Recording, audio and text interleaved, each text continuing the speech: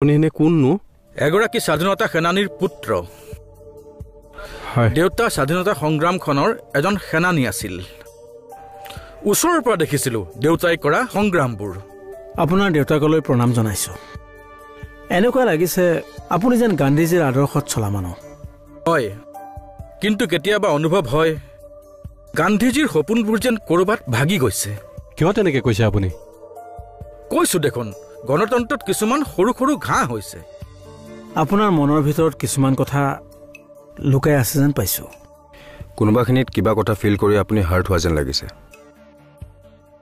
আপুনি স্বাধীনতা সংগ্ৰামীৰ এজন পুত্ৰ, এনেকৈ ভাগি পৰিলে কেনেকৈ হ'ব? বাহিৰা শত্ৰুৱে আমাৰ দেশলৈ ৰঙা চকু দেখুৱালে মনটোৱে হাহাকাৰ কৰি উঠে।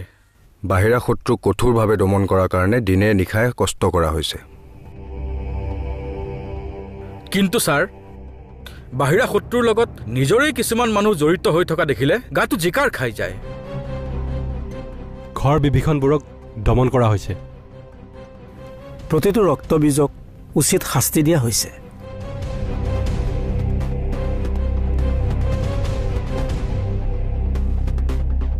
একতাৰ দোলেৰে বান্ধ খাই থকা দেশখনত ভাই ভাইৰ মাজত সংঘাত হ'লে বুকুখন ভাগি যায়।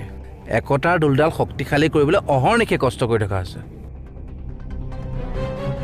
জাতি ধৰ্ম এইবিলাক লৈ অশান্তি হ'লে দুখ লাগে। দেশৰ শান্তিৰ বাবে সদায় চেষ্টা কৰি আহিছে। দেশৰ ভিতৰতে কিছুমানে নিজৰ দেশখনকে দ্বিখণ্ডিত কৰিবলৈ হাতত বন্দুক বাৰুদ লৈ গণতন্ত্ৰলৈ আঙুলি তোৱালে বুকুখন ভাগি যায়।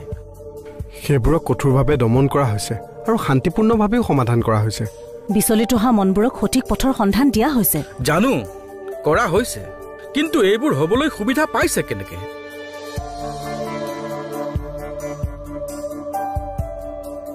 ইমান শক্তিশালী গণতন্ত্ৰত এই ঘাঁহবোৰ হ'বলৈ পাইছে কেনেকে?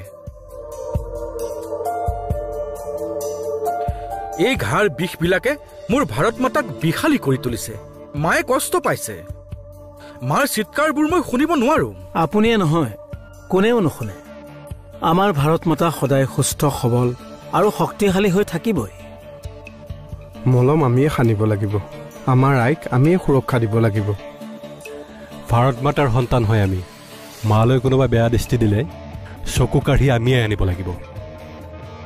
দাদা, ভাৰত মাতাৰ চাদৰখনত দাগ লগাবলৈ নিদিও কাকো। নিজৰ প্ৰাণ দি হ'লেও মাক ৰক্ষা কৰিম। ভাৰত মাতাৰ প্ৰতিজন শত্ৰুৰ বিপক্ষে প্ৰতিজন সন্তান থিয় দিব। বুকুৰ তেজেৰে চৰণ ধুমাইৰ আমাৰ ভাৰত মাতা। জয় হিন্দ।